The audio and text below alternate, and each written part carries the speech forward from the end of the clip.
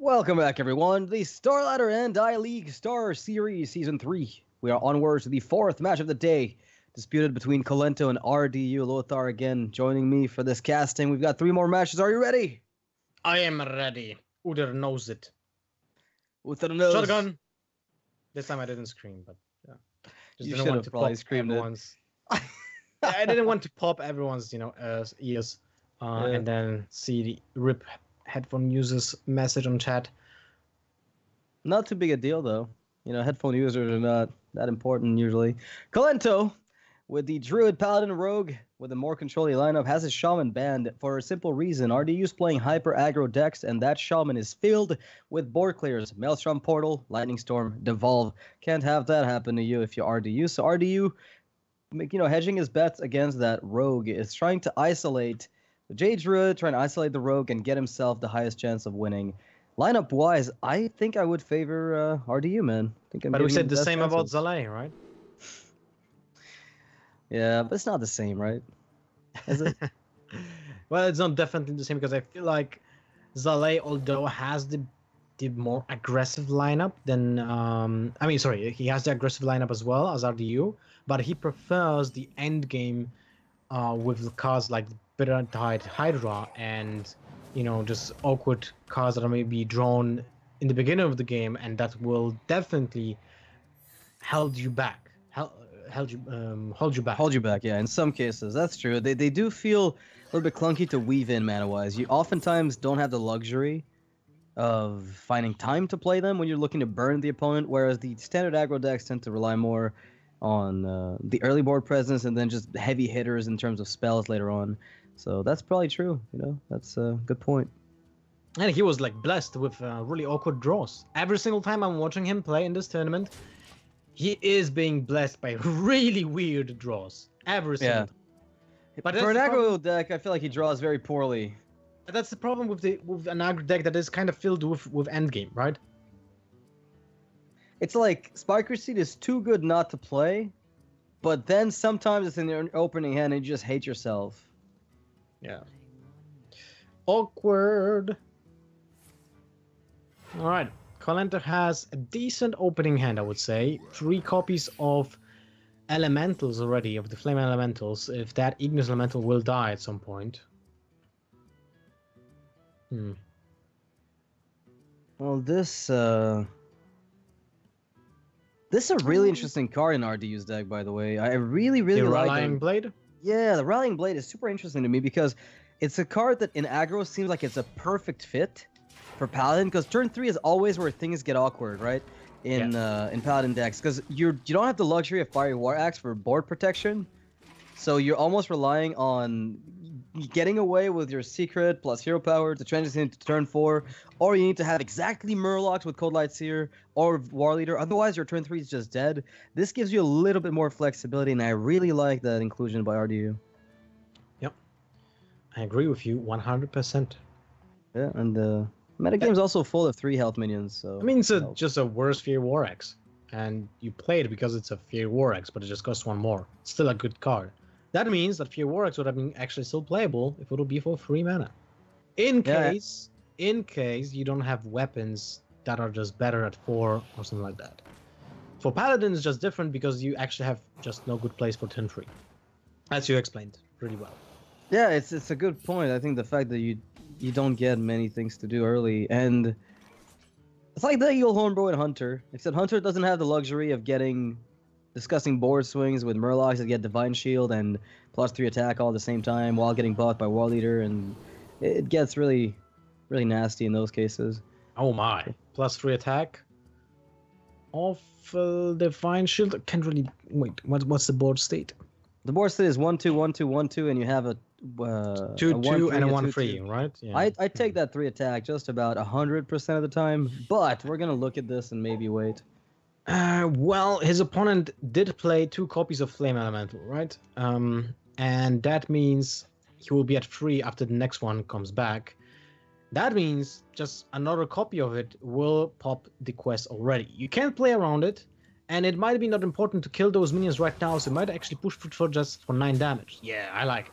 I like it. Yeah, I think it's perfectly acceptable. There's like a middle ground where you can kill 2 of them if you think they're going to be an issue, but since he's got the 3rd copy of it in the hand, there's never a way that you can prevent like a double bounce from completing the quest. The only problem is that your opponent might actually have Shadow Step and Prep, and that will be devastating, but at the same time, you can't really play around that. There's no point. You need to be faster than the rogue, and this setups the fastest way of just killing your opponent. So I really like the decision by RDU, although I don't know if I would actually strike the minion with my weapon. It's still pretty damage to the face. But what he does is... Actually, it doesn't make a difference for the trade. So I'm not sure about that. Really not sure. But it's still a favorable position. He knows his opponent will pop the quest, whatever will be happening most likely, like 9 out of 10 situations. So he just needs to deal the damage right now. And play around being killed the next turn. Cards like Truce of a Champion are a blessing right now. Because that's just 8 damage. That's what he wants the most right now. There's no question. He's going to try to clear up as much as he can on this board. Wind Fury on that little Murloc would be pretty sweet.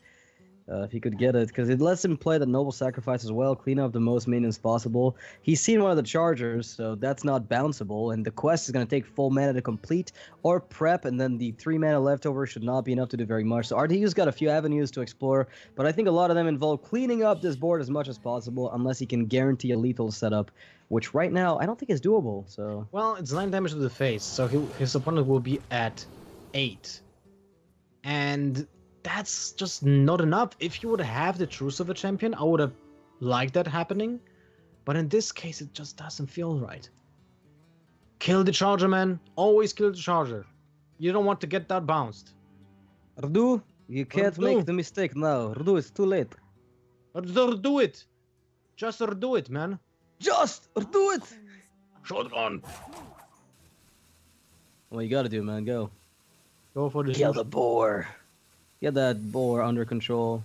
No sacrifice, that's 100%. I mean, he could be setting up lethal by just jamming face. I mean, if the opponent doesn't have prep, I mean, that's just, you're fine, aren't you? Are you fine? But oh my god, wait, what? Why are you killing the minion without charge, RDU? And the punish! Wait, is there any explanation to kill the minion over the charge minion? Is there anything? Because first of all, well, you will. It depends on if you expect the quest. He knows the quest is completed, though. Yes, he knows the quest will be completed for 5 mana unless there's prep. Right, so it will take the minion to 5/5, and if there's no prep, then the minion will not get bounced. Sure, and that's fine. In that case, it's perfectly okay. So maybe it's just saying, whatever. If it gets bounced, then. But no, there's no reason. I can't think of a reason. Yeah, I'm trying really hard here to justify RDU's play, but I can't figure it out. I just can't. Yeah, it's kind of weird. I don't know. And Kolento not playing the quest first wants to lose the minion, or is he just playing to vanish it? Vanish, yeah. Sure. Maybe that's the reasoning. In that case, maybe the reasoning of RDU is he's gonna prep vanish me. But he gets back the charge minion. I still don't understand it. In this case, he would have the Flame Elemental. I don't. Well, Flame Elemental is a setup for Tolvir Stone Shaper, which actually loses RDU the game if it gets put down. That's a good point. But yeah, but that's the one thing I can see. Like, this is the only thing I can see is the Tolvir, but I don't think I've even seen it. But I don't think Kolento is actually running it. You know? Let me check. I think he is. Him and RDU are the 2 Quest Row players that I believe are playing it. Yes, he has 2 of those. So yes, this might have been the reason to kill it over the Charger. Because I've seen RDU like just destroy Paladins with that Tolvir. RDU not happy about this. Visibly distressed, but he's got Tyrion, man. He's good, right? Well, he will go for the Spikered Steed at this turn, right? Absolutely. I mean, he's good. He's going to be perfectly fine. On the following turn, gets another taunt. He's actually not too bad off. I'm just thinking, like, should you kill it or just go face? No, you got to kill that thing. Because if he vanishes, then you're even further behind. Do you? And that Tolvir does not find an activator. Look at that. Maybe it actually was the correct decision. I mean, I Although was it would looking still at not it and- be activated because the Flame Elemental, well, maybe would have actually played it. Who knows? No, I think it wouldn't be because Kolento would still probably play the deck end Because instead. I feel like very often, and this may not be correct, but playing around Tolvir is a luxury you might not have. Like, he did it, so he thinks that he just loses. He thinks he wins otherwise, unless he gets Tolvired, or that he wins more if he kills the Elemental. But I feel like the Charger has higher chances of mattering than the Tolvir Stone Shaper. Like in this case, right? Like, I'm not sure which one is the most devastating between the Charger and the Divine Shield minion. Alright, we'll call into attack for 1 damage to that Stegadon because it actually sets up the lethal damage from a minion. So I think it's worth it. And he's still on a healthy 15, half of his entire mark. Alright. Man, that Tyrion's gonna do magic. Yeah. That's a Tyrion. That's the best Tyrion I've ever seen. And Kolento just can't take 6 damage to the face. Like, he's not gonna have much of a choice. If he can't taunt up, though, definitely won't be able to. And he's unable to. I mean, you can think about... You gotta bounce that Novice. About bouncing Novice first and maybe getting... Backstab? Glacier Shards? Is he playing Glacier Shards, actually? Can't remember him playing it. I No, he haven't has. seen them. He I think I mean, Kolento you and have RDU to both play. do. Yeah. You have to play Glacier Shard. That's the best card in the deck apart from the Shadow Step. Yep. So he has that chance to actually get the Glacier Shard on the top. And he takes 6 damage to the face. He's trying to clock his opponent as fast as possible. He's saying, I have 2 turns to kill this guy. If I don't do it now, I never win the game. And he's not wrong. I mean, he's getting to push 10 this turn. And then he also gets to play that extra 5/5 on the board. So he's killing his opponent on the next draw. Next turn, this is 1 turn for RDU. He's got 1 turn to win this. He needs Bluegill Warrior off the top. No, he can still go for Taunt on Murlocs. Good luck. He can do it. No, wait. It doesn't work. No, wait. It does work. You need to heal does power. work, yeah. Then you play Cold Light Seer. He had the Warrior. And then you go for the Taunt. So you need to get 2 taunts. I mean, just adapt taunt, but your auto taunt will have more than 1 HP, which is super important. Yeah, you need that little guy buffed up. So Cold Light Seer into Gentle Megasaur into Taunt is, I want to say, the only way to do this, right? Anything else doesn't work. Right? That's the only way to win this. Let's see what he will get from it. And is there a taunt? Yes, it is! Yes! I think Oh RDU has a shot. Vanish might still win. Oh my god, it is Oh my Vanish! goodness, what? That's 10 damage. But he can win because he's got the double bounce. He just has it. He can bounce the boar with Vanish and my bounce it again with the on. Oh my goodness, what a game. Oh, RDU is devastated. Look at that. That was the only out for Kolento, and that was the only out for RDU as well. They both drew into each other's final out. RDU playing around that Tolvir draw early in the game got killed by what? The boar that he didn't kill. Yeah, I still think killing that boar was more important, to be honest. What a good game, I don't want though. to be that guy, but I think it was more important. It was still a sick game. I don't Yeah, care what the end result is. I just was so happy to see it paid off to not kill the boar.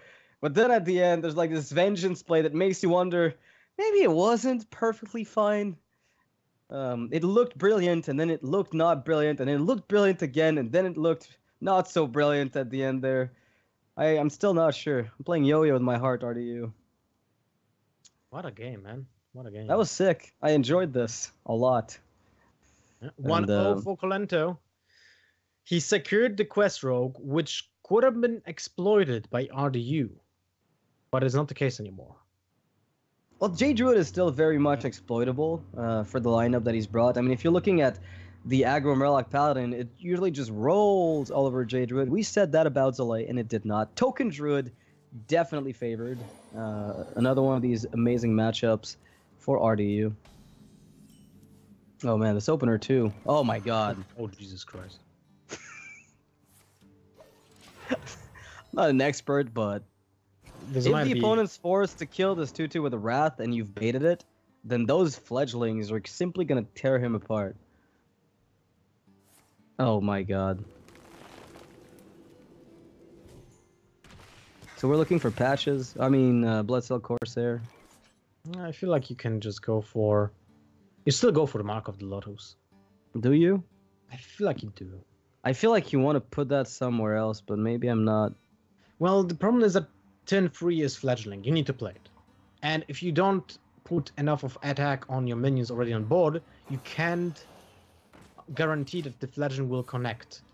So you to the can't face. guarantee you kill 2 Jades, I guess. One after the other. So maybe that's the consideration. If there's like a Yeah. Jade now with Blossom and then a Jade on the following turn, you can't clear all of them for your fledgling to be safe.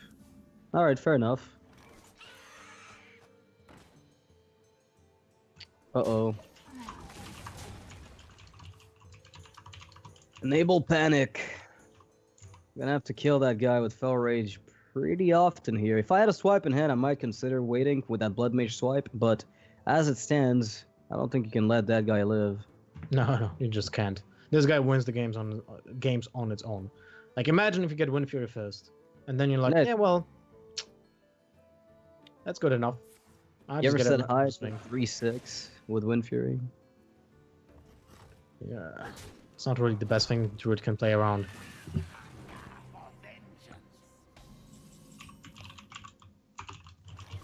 That Innervate is probably the play on the fledgling turn. That's interesting. So what's the best use of your Innervate? Is it to drop the Bitter Tide now? No, I still feel like fledgling is still the best. Like, your opponent was used to use the Fair Rage. So he doesn't have a ref, he doesn't have a swipe for it. Sure. The only reason to use... Okay, he might still have a ref. Sorry, a swipe. A swipe, Because- yeah. Swipe is still within his range, but... And that's the reason I'm thinking maybe making the 8/8 first. It's just such a power play. Like, I think you're pushing more on average with the 8/8 early than getting a 3/6 with potential Wind Fury, right? Because you're still getting an amazing turn 5 here with fledgling power, no matter what. RDU is just on this board and not getting shaken off.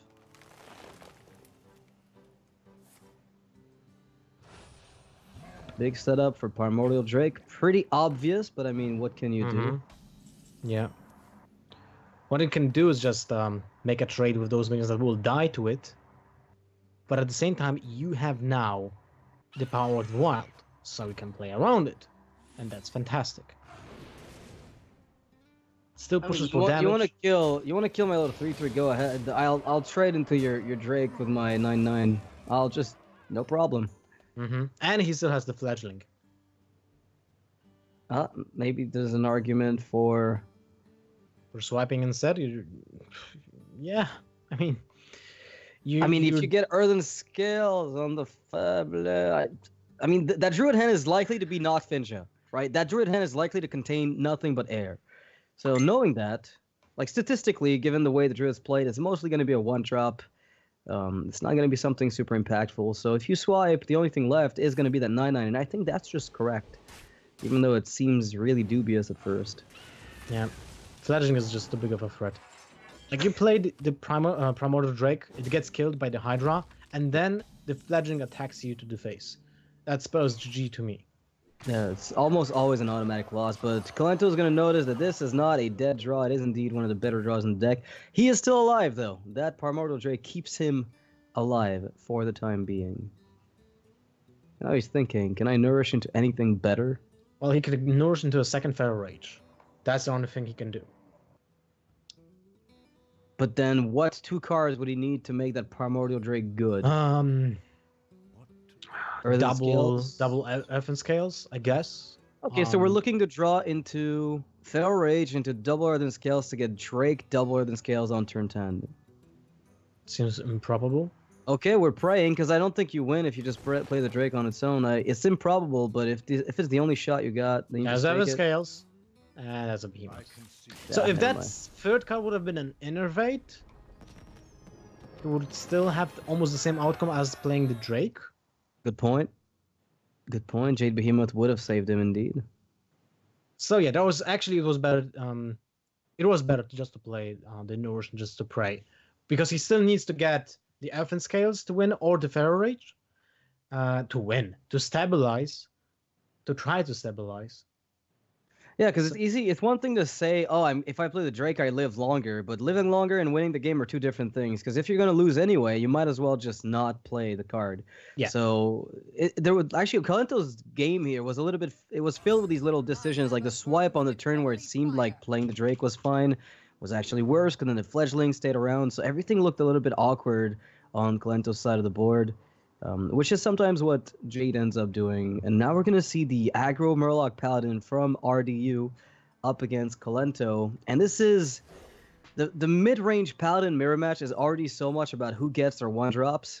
It's already so much about that when you suddenly turn it around to where you're facing off against a Murloc Pally, even though on paper you're thinking, oh, we have an even matchup, you're actually behind because that Murloc has more one-drops than you do, given that it's also running the Grimscale Chums. And the Rallying Blade. It's actually very impactful in this matchup because it kills the War Leaders. And it comes in a turn when it's actually not detrimental to your drops. So Blessing of Kings, Coin Out, Finja as well. And I feel like it's actually might be the MVP of this game. We're going to see whether or not that's the case. RDU has two choices. Either you play the Rallying Blade now to kill the 2/2, or you develop a weak minion on the board. I don't like playing anything else than the weapon. You're setting up to kill a Tempo Aldor, you're setting up to kill a Murloc War Leader, you're setting up to kill anything, really. So this is the best play that he can make for the sake of getting a board guaranteed by turn 4 or 5.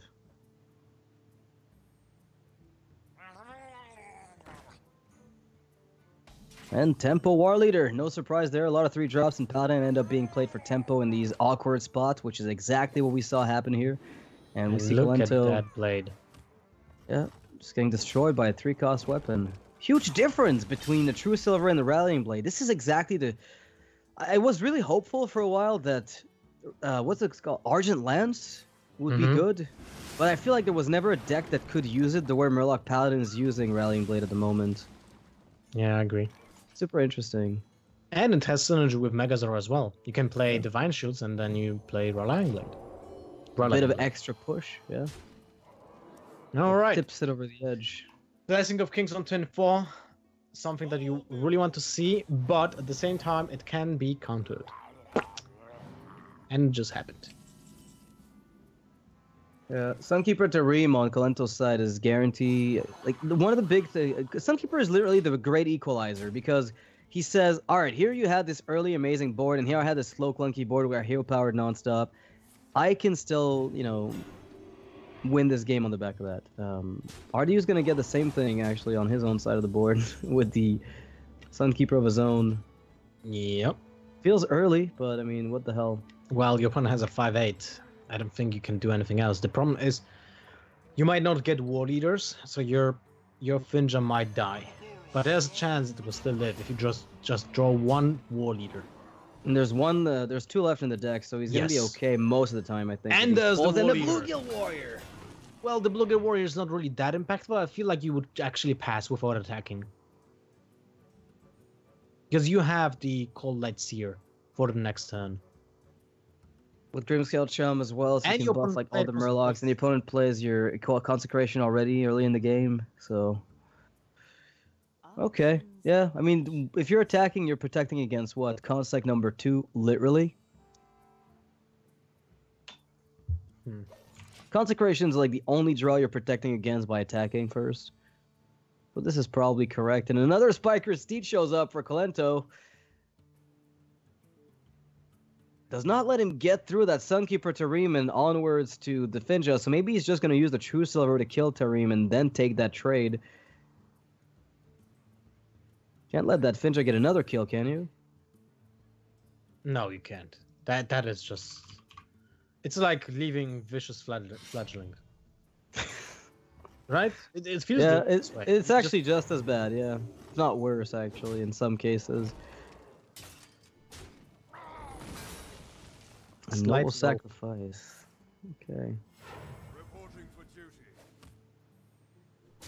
Well, the Cold Light Seer will have actually impact in this match, but now you have to think: do you want to play the Chum and get a bigger Cold Light Seer and play the Defender, so you can start with the Defender first, or you want to go for just a Hero Power and the Truce of the Champion alongside Chum? Few options actually. This protects your war leader the best because you can set up a taunt to really have it eat up the most damage coming from the opponent. The fact that there's a weapon developed really, I think, edges the choice towards the double 3-drop instead of the True Summer Champion. So really a big fan of this. And because he picks up another taunt, it basically means this war leader is protected behind 2 layers of taunts over the next few turns, which I really quite like. So I think that's a good decision by RDU here to try to keep his board afloat as much as possible. Mm-hmm. Now Sunkeeper, Stegodon are all answers to this position. Or Spiker's Seed, sorry. Oh, it's Stegodon. Yeah, it's fine. It has a Stegodon in it. And now this is where the balance of the matchup starts going Kolento's favor. He's got the Tyrion already in hand. It's not over. RDU's got the board. Gentle Megasaur at any point is good. He's generating Murlocs with the hero power. Those can change at any point. But for the time being, Kolento with the top end can definitely swing back in the game really hard.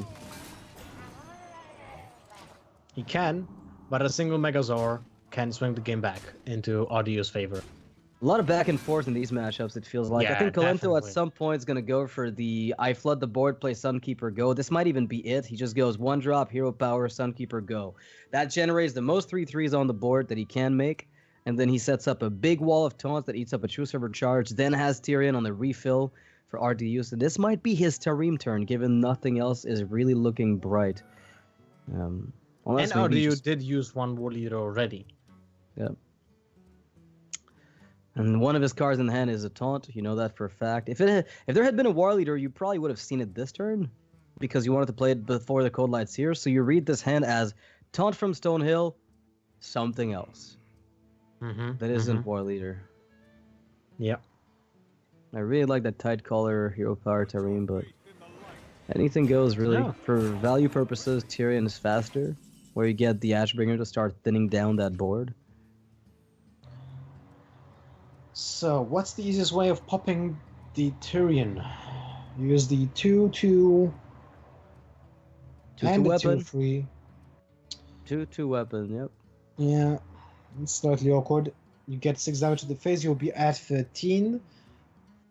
You can then buff the second 2/3 to a 3/4, deal 6 damage to your opponent's face, and play the 1/1, and probably trade with the 1/1 of your opponent because you want to play around the Tarim as well.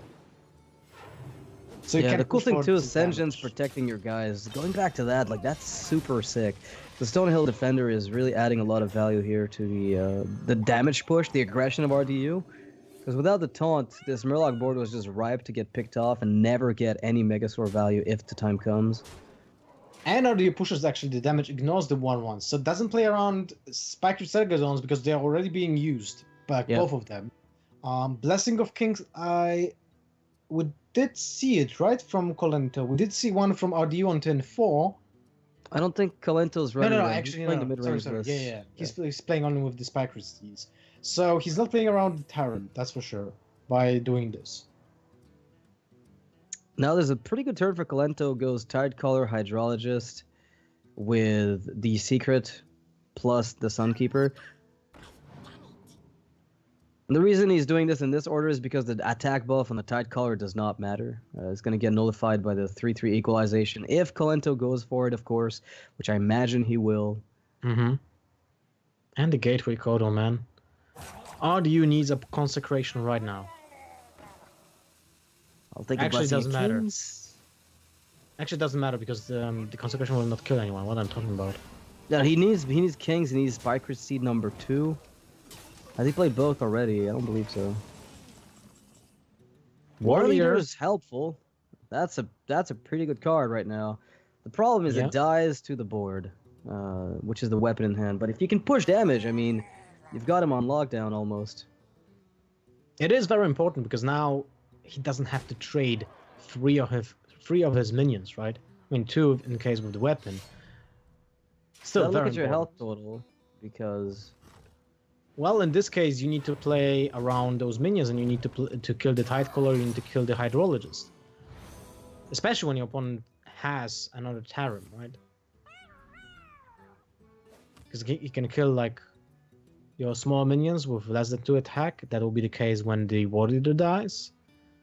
I mean, you would die At the to same what? time- You would die to literally Consecration plus a Murloc or a War Leader on its own. So I feel like killing the Tide Caller is at least necessary. The Hydrologist protects That's a your question, 3/3 right? War Leader. That's the big question for me.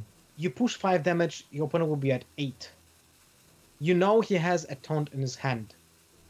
Because you just gave him back, Yeah. gave him back, right? So, can you push for lethal next turn when the War Leader dies? And the answer is no. It's not enough damage. So I Yeah, like but the at least you've got the True Silver, which helps a lot to go through Tarim. So you know you can deal with Tarim with a 3/3 and the 4/4 the 4 attack weapon. So you're at least pushing 9 probably next turn, and then he needs something else because there's going to be a leftover 3/3. So you might be able to push 6 next turn, be down to 11 health, 13 since you're going to heal up from the True Silver champion. RDU needs he needs his own Tyrion. He needs another big push here because this could come down to almost nothing. Damn. Well, what are his outs? He still has Spike Seed. He still has, I think, Kings. second Kings. The second War Leader is already dead. Megazords. He didn't play any of those. Megazord is insane right now. I mean, he's getting Yeah. value from 4 Murlocs that aren't killed and they're going to get themselves potentially poisonous. That's insane. Even 4/4s, Alright. you know, if you give them +1/+1, that's nuts. Well, that's a That's little bit lethal. helpful. Yep, that's going to be it. That's going to close the We game. actually forgot about the Beloved Warrior. That was actually also an out because he did get one out of the Finja.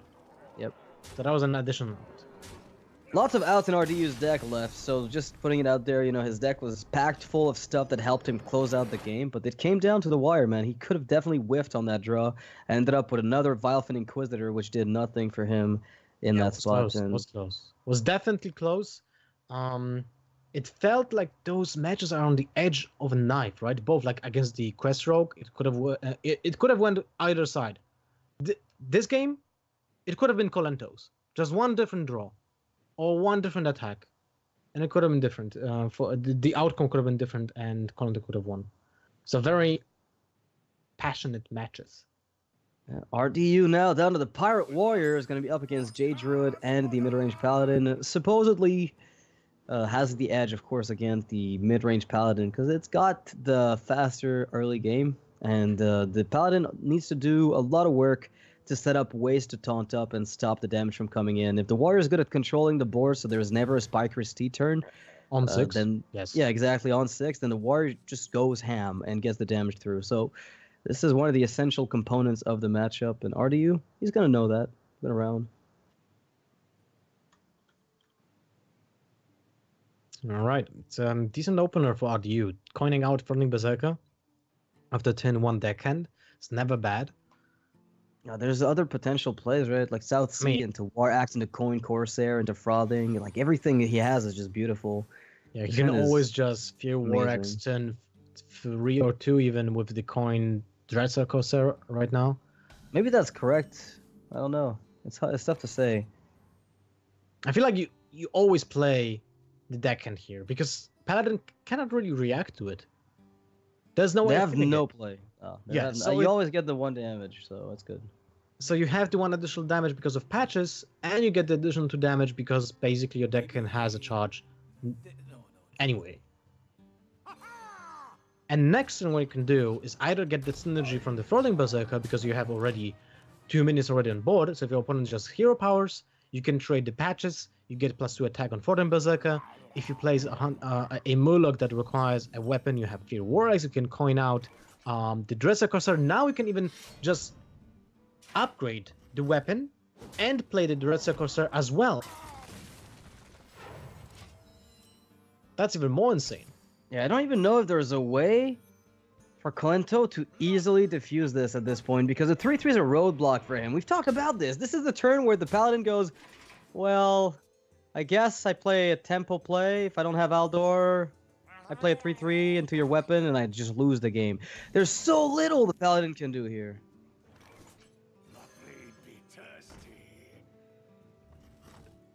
I don't know what exactly RDU is losing to at this point, besides like Equality Pyro, which is present in some mid-range lists, but Kolento is not running that package as far as I'm aware. But Kolento's just going to be taking a whole lot of damage. Maybe this Stonehill Defender can make something happen. You know, if Kolento gets exactly Stonehill into... is there even anything? I don't know, man, but this is a lot of damage. This is so much damage. Like 4 health. This is ridiculous. Setting up into, of course, Arcanite Reaper turn, because why not? Just for good measure. Damn. 4 You HP. said Face Hunter was aggressive. Don't you miss your Glaive Zukas. Don't you miss him. Glaive Zuka was an insane weapon, by the way. Granted, if you gave that to Warrior, we might be complaining about it again. Yes. Or have it right now. When you play Cats True. on Tin 1 and Glaive Zuka on Tin 2. That is quite insane, right?